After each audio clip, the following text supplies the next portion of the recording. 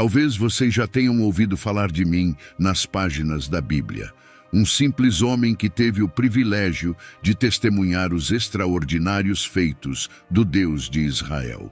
Hoje, gostaria de compartilhar minha história, uma jornada cheia de desafios, milagres e a presença constante do Altíssimo. Minha história começa em Tisbe, uma pequena cidade que muitos poderiam ignorar. Eu nasci em um tempo tumultuado, onde a adoração a Deus estava sendo substituída por práticas estranhas e idolatria. Meus pais eram pessoas humildes, mas através deles aprendi os princípios da fé e a importância de confiar no Deus de nossos antepassados. Em meio às atividades comuns da infância, algo extraordinário aconteceu. Deus estava me preparando para um propósito maior. Quando olhava para o horizonte, contemplando os campos de Tisbe, senti uma conexão profunda com o Criador. Fui orientado a desenvolver uma fé inabalável, a compreender que meu chamado estava ligado à restauração da adoração verdadeira em Israel. Tisbe era uma cidade modesta, cercada pela serenidade de seus campos. Cresci em meio à tranquilidade, mas meu coração estava inquieto diante da sombra que pairava sobre Israel. Naquela época, Acabe e Jezabel lideravam o reino com um reinado turbulento, introduzindo a idolatria e desviando o povo do caminho do Senhor. A influência maligna de Jezabel espalhava-se como uma mancha escura, levando muitos à adoração de falsos deuses. Enquanto testemunhava essa decadência espiritual, meu coração queimava com uma paixão divina. Foi então que Deus começou a despertar em mim a consciência profética. Diante da idolatria que se infiltrava em Tisbe e em toda Israel, meu chamado como profeta começou a ganhar forma. Minhas convicções foram fortalecidas pela visão clara da necessidade de restauração espiritual em meio à apostasia que se alastrava como fogo. Em um período em que muitos se curvavam diante de ídolos, minha fé foi forjada e a chama da verdade ardia intensamente em meu interior. Eu, Elias, estava prestes a enfrentar os desafios de confrontar a idolatria e proclamar a soberania do Deus verdadeiro em uma terra que havia se desviado do caminho da retidão. Uma voz silenciosa, mas poderosa, ecoava em meu coração, apontando para um propósito que transcendia as fronteiras daquela cidade. Minha história é um lembrete de que Deus frequentemente escolhe aqueles que o mundo considera simples e comuns para realizar feitos extraordinários. Certo dia, na quietude da noite, enquanto observava as estrelas, ouvi a voz de Deus me chamando para ser um mensageiro, um profeta em uma nação que estava se desviando. Esses momentos moldaram meu caráter e prepararam meu coração para os grandes desafios que estavam por vir. E assim, desde cedo, eu soube que minha vida não seria comum. Eu fui escolhido para ser um instrumento nas mãos do Altíssimo. Esta foi a semente do chamado divino que germinou nos primeiros momentos de minha existência. Prepara-se que a partir de agora a minha história tomará um rumo inesperado. Se você gosta desse tipo de conteúdo, peço que nos ajude se inscrevendo no canal e ativando o sino de notificações para receber mais vídeos como este. E continuemos a história. Em um momento crucial, diante do caos espiritual e moral que envolvia Israel, senti a urgência de um pronunciamento profético. Dirigi-me corajosamente ao palácio de Acabe, rei de Israel, e desafiei-o diante de sua corte e do povo. Assim diz o Senhor, o Deus de Israel, proclamei com convicção. Não haverá chuva nem orvalho nos próximos anos, exceto pela minha palavra. Era um desafio audacioso, uma demonstração da soberania do Senhor sobre os elementos da natureza.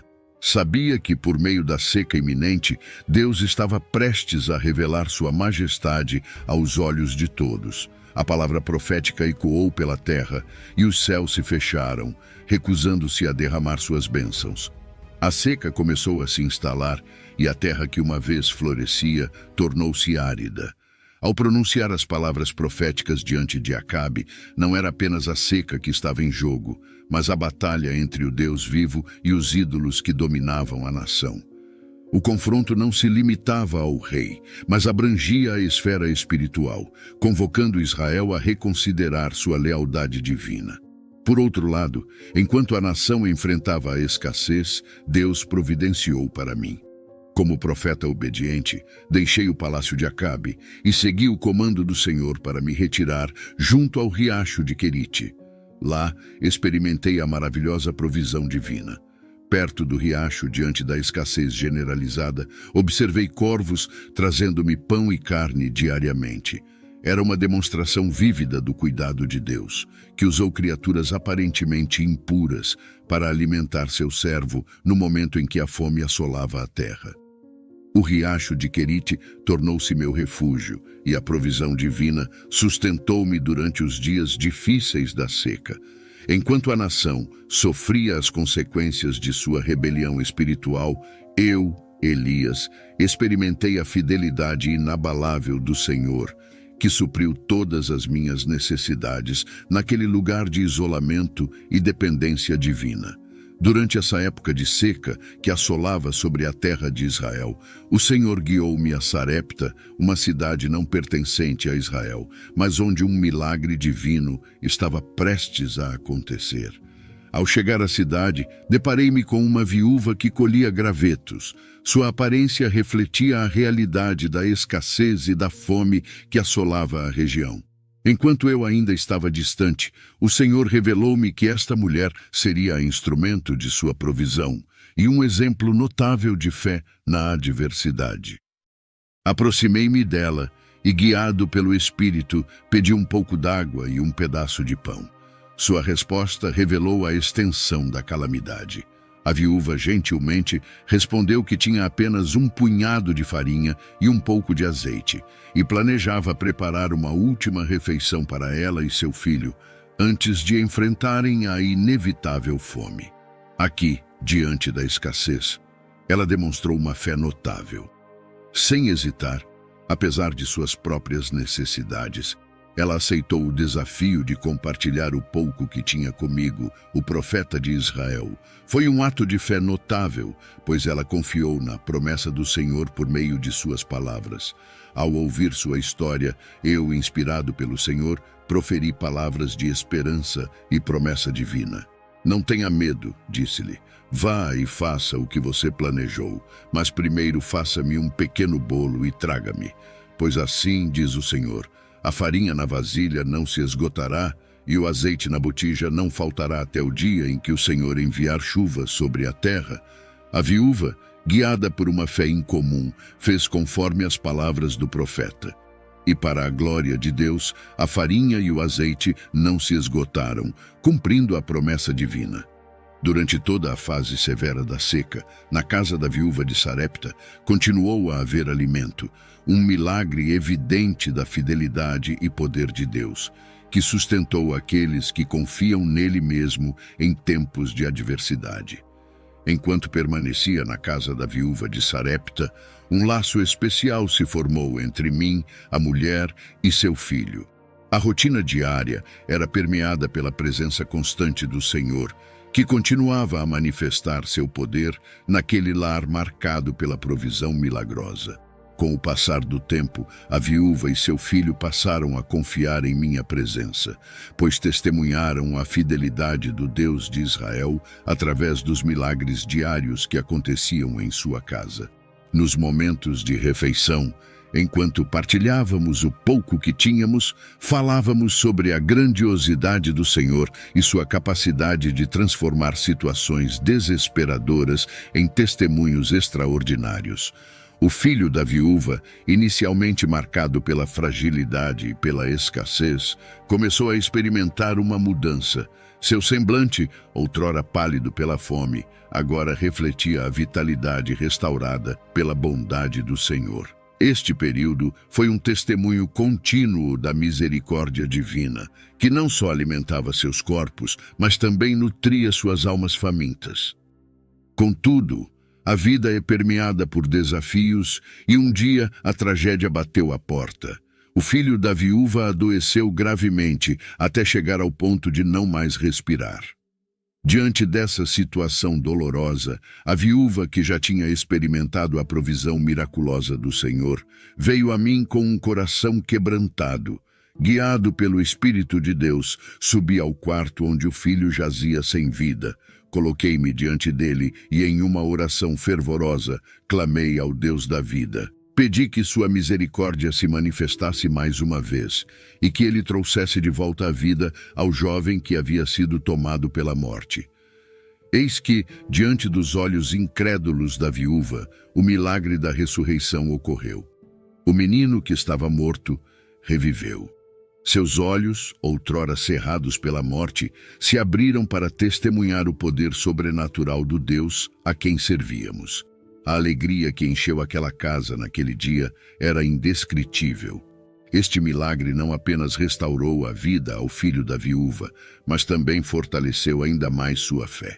Ela, que já tinha acreditado na promessa de provisão, agora via a morte sendo revertida diante de seus olhos.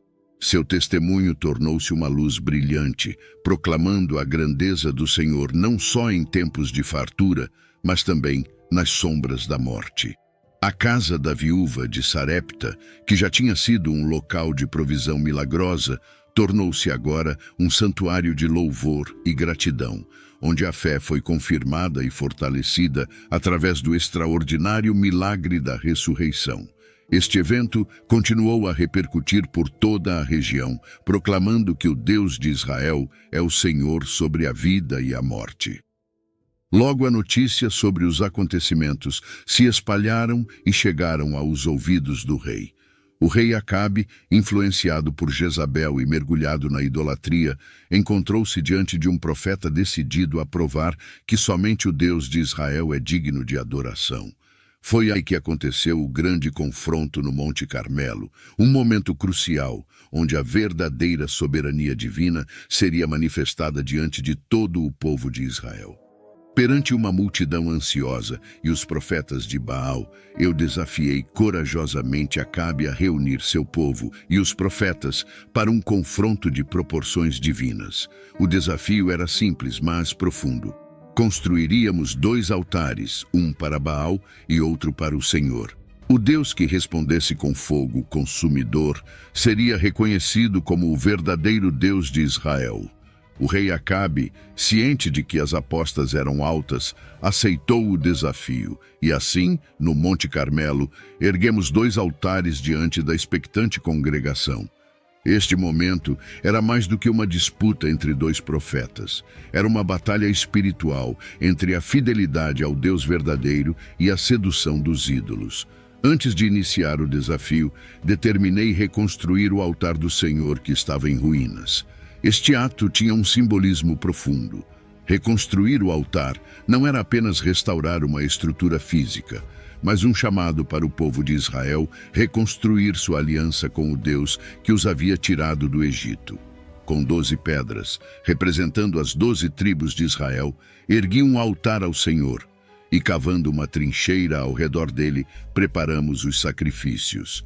Este ato não só indicava minha confiança na resposta divina, mas também chamava o povo de volta à aliança que seus antepassados haviam estabelecido com Deus. Enquanto os profetas de Baal dançavam e clamavam em vão por seu Deus, eu orei ao Deus de Abraão, Isaque e Jacó. Minha oração foi uma invocação poderosa, pedindo que o Deus que responde pelo fogo manifestasse sua glória naquele momento. A resposta veio como uma torrente de fogo celestial, consumindo o holocausto, as pedras do altar e até mesmo a água na trincheira ao redor. A manifestação do fogo divino não era apenas um espetáculo visual, era a presença tangível de Deus no meio do seu povo. A chama que queimou no Monte Carmelo foi mais do que um sinal, era a resposta sobrenatural ao desafio proposto. O povo de Israel, vendo este espetáculo sobrenatural, prostrou-se em adoração, reconhecendo que o Senhor, Ele é Deus. O povo proclamava em voz alta: "O Senhor, Ele é Deus! O Senhor, Ele é Deus!" O temor do Senhor tomou conta da multidão, e a idolatria que antes os envolvia começou a dissipar-se. A vitória sobre os profetas de Baal não foi apenas uma derrota física, foi um desmascaramento espiritual. Todos viram a incapacidade dos ídolos de Baal de responder, enquanto o Deus de Israel se manifestava em todo o seu esplendor. Conduziu os profetas de Baal ao ribeiro de Quizon, onde foram julgados e derrotados. Este evento no Monte Carmelo foi mais do que uma demonstração de poder, foi um chamado para Israel retornar ao Deus verdadeiro. A nação, vendo a inequívoca resposta divina, estava agora diante de uma escolha: voltar à aliança com o Senhor ou persistir no caminho da idolatria e apostasia. A manifestação do poder divino no Monte Carmelo foi uma virada de jogo na história de Israel, marcando o início de uma jornada de restauração espiritual e retorno à verdadeira adoração. A vitória naquele dia não foi apenas minha, mas uma confirmação do poder divino que reside na aliança com o povo escolhido. Após o impactante confronto no Monte Carmelo, a perseguição de Jezabel intensificou-se, transformando-se em um capítulo desafiador na minha jornada. A rainha, inconformada com a derrota de Baal, lançou sua fúria contra mim, desencadeando uma série de eventos marcados pela opressão e ameaças. Jezabel, uma figura poderosa e influente, não tolerou a humilhação pública dos profetas de Baal. Sua determinação em silenciar a minha voz profética aumentou. A pressão e a ameaça constante levaram-me a buscar refúgio em uma caverna. Esse período de reclusão foi marcado por uma mistura de emoções, desde a exaustão física até questionamentos sobre o propósito divino.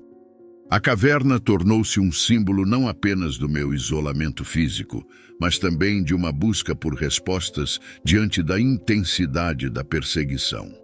Na solidão da caverna, experimentei um encontro divino extraordinário. Deus, em sua misericórdia, não apenas ouviu meu desabafo, mas revelou-se de maneiras surpreendentes. Elementos naturais como vento, terremoto e fogo foram utilizados para transmitir mensagens simbólicas, reiterando a soberania divina sobre todas as circunstâncias. Após manifestações poderosas, uma voz calma se fez presente. Deus não estava no vento impetuoso, no terremoto ou no fogo, mas em uma suave brisa. Essa representação destacou não apenas a transcendência de Deus sobre a criação, mas também sua proximidade e a capacidade de se comunicar conosco em meio às nossas lutas. Tenho que confessar a vocês, essa época da minha vida não foi nada fácil. Certo dia, enquanto eu lamentava sob o zimbro, um toque divino veio sobre mim. Um anjo do Senhor apareceu, oferecendo pão e água, fortalecendo-me para a jornada à frente. Esse momento de cuidado divino não apenas satisfez minhas necessidades físicas, mas também renovou minha fé e determinação. Sob o zimbro, aprendi que o cuidado de Deus vai além das vitórias públicas. Ele se importa não apenas com o profeta que enfrenta multidões no Monte Carmelo, mas também com o homem cansado e desanimado que busca refúgio na solidão do deserto. O episódio sob o zimbro é uma narrativa de redenção pessoal. Um lembrete de que, mesmo nos momentos mais sombrios, a providência divina é uma constante. Foi ali que compreendi que a jornada profética não é apenas feita de triunfos espetaculares, mas também de momentos íntimos de restauração e renovação. O zimbro, antes símbolo de desespero, tornou-se um altar de encontro com o Deus que cuida do profeta cansado. Minha história, marcada por sucessos e desafios, encontrou equilíbrio e significado na sombra acolhedora do zimbro, onde experimentei o toque divino que me capacitou para o que estava por vir. Em busca de um entendimento mais profundo, conduzi minha jornada ao Monte Horebe, onde Moisés havia experimentado a proximidade de Deus. Lá, em meio à imponência das montanhas, busquei um encontro divino que tentasse explicar o que estava acontecendo com a humanidade e o povo de Israel. No silêncio majestoso do Monte Horebe, uma presença divina envolveu-me. Uma brisa suave, não no vento, mas na voz do Eterno, sussurrava palavras que penetravam meu ser. Nesse encontro transcendental, Deus revelou que, apesar das aparências, um remanescente fiel permanecia em Israel. Uma comunidade de corações devotos, não dobrados à idolatria reinante. Essa revelação trouxe consolo e renovou minha esperança de que, mesmo em meio à apostasia, Deus preservava os que o buscavam de coração sincero. O Monte Horebe tornou-se um marco na minha jornada, onde a visão transcendeu os sentidos físicos.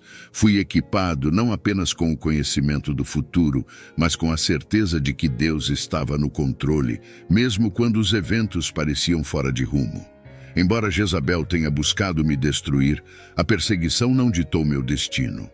A caverna, o zimbro e o Monte Horebe tornam-se lugares de encontro com o divino, proporcionando não apenas a superação da perseguição imediata, mas também a renovação do propósito divino em minha jornada. Essa fase sombria, marcada pela perseguição, preparou o terreno para eventos significativos que moldariam ainda mais a narrativa de minha vida. Sendo assim, eu precisava me preparar e também preparar as gerações futuras.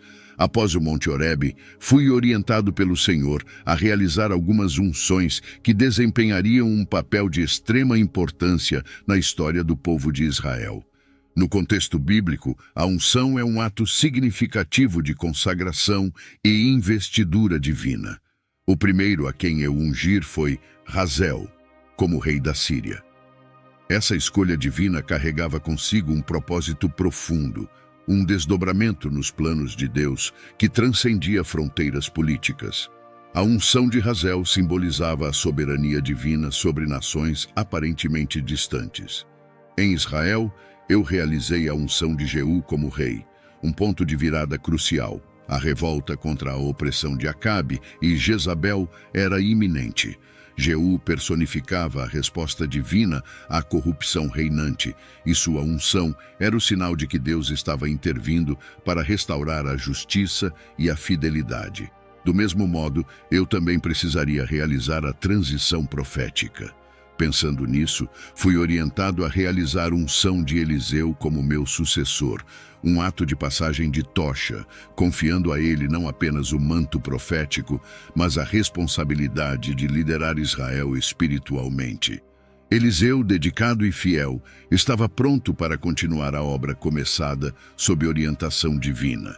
Essas unções não eram simples eventos cerimoniais, eram atos profundos de design divino. Hazael, Jeú e Eliseu eram peças estratégicas no plano de Deus para restaurar a fé e a retidão. Refletindo sobre a continuidade da missão divina, compreendi que o propósito de Deus transcende gerações. Sua obra estava sendo tecida ao longo do tempo, e cada escolha era um fio precioso nesse divino bordado. Com os sucessores unidos por uma unção divina, o chamado à fidelidade persistia. Hazael, Jeú e Eliseu representavam a diversidade dos planos de Deus. Israel e as nações vizinhas seriam impactados por líderes escolhidos por Deus para momentos específicos. A história do povo de Deus era um jogo de xadrez onde cada figura, cada unção, tinha um papel único na execução do divino desígnio. Essa fase da jornada não era apenas sobre passar a tocha, mas sobre iluminar caminhos para futuras gerações. A unção de sucessores não marcava o fim, mas o início de uma nova etapa na história de Israel e na execução do plano divino na terra. Foi nesse contexto que um episódio marcante ocorreu, envolvendo a ganância do rei e a tragédia que se desenrolou na vida de Nabote. O rei Acabe, governante de Israel, expressou um desejo por uma vinha que pertencia a Nabote, um israelita comum. Aquela vinha, situada estrategicamente ao lado do palácio, atraía a cobiça do rei. Acabe, então, decidiu abordar Nabote com uma proposta de compra ou troca da vinha. Contudo, Nabote, consciente do valor de sua herança familiar, recusou-se a vender o que lhe pertencia por direito. A recusa de Nabote abalou Acabe profundamente, mergulhando-o em um estado de descontentamento e tristeza. Diante desse cenário, surge Jezabel, a astuta rainha e esposa de Acabe. Ela, movida pela ambição e desprovida de escrúpulos morais, elaborou um plano cruel para satisfazer o desejo do rei. Jezabel, usando a autoridade de Acabe, forjou cartas para convocar uma assembleia falsa. Nessa farsa, Nabote foi acusado injustamente de blasfêmia e condenado à morte por apedrejamento. O grito de justiça foi sufocado pela trama maquiavélica de Jezabel, que, sem remorso, tomou a vinha para Acabe. A tomada injusta da vinha de Nabote foi o catalisador para uma profecia que teria consequências catastróficas para a casa de Acabe. Fui, então, instruído por Deus a confrontar Acabe com a mensagem divina. Em meio à vinha usurpada, ergui-me diante do rei, pronunciando as palavras de Deus. Anunciei que o sangue inocente derramado de Nabote e a cobiça desmedida não passariam impunes. Anunciei que os cães lamberiam o sangue de Acabe, onde lamberam o sangue de Nabote, profetizando a queda da casa de Acabe e a desgraça que se abateria sobre ele. Surpreendentemente, uma reviravolta ocorreu quando Acabe, ao ouvir a profecia, demonstrou um arrependimento genuíno. Rasgou suas vestes, jejuou e andou humildemente diante do Senhor. A resposta de Acabe contrastava com suas ações anteriores. O coração do rei, embora anteriormente endurecido, agora se rendia diante do Deus a quem ele tinha desafiado. A resposta de Deus à humildade de Acabe foi notável. A mensagem divina foi modificada, mostrando que, devido ao aparente arrependimento, a calamidade anunciada não ocorreria durante o reinado de Acabe. A misericórdia divina se manifestava, revelando que o coração contrito e arrependido poderia alterar o curso da justiça divina. O confronto com Acabe não apenas expôs a gravidade do pecado, mas também destacou o poder transformador do arrependimento. Acabe, um rei manchado pela cobiça, encontrou uma brecha para a misericórdia divina por meio de uma atitude humilde e contrita. Essa história ressalta que, mesmo nas sombras do erro, a luz do arrependimento pode brilhar, trazendo consigo a promessa da restauração divina. Tempos depois, chegou o momento em que meu caminho terreno atingiu seu ápice. Após os desafios, triunfos e até mesmo a perseguição, uma cena celestial se desdobrou diante dos olhos de Eliseu e dos observadores à distância. Um redemoinho de fogo, envolvendo-me, manifestou a majestade da transição iminente. As chamas ardentes subiam, formando um elo visível entre o terreno e o celestial. A ascensão não foi meramente um espetáculo visual, mas uma representação simbólica de uma transição divina. O fogo, com sua pureza e poder, não consumiu, mas transformou. O redemoinho, com sua força irresistível, retratou o transcendental, indicando que minha jornada terrena estava prestes a se conectar com algo além da compreensão humana.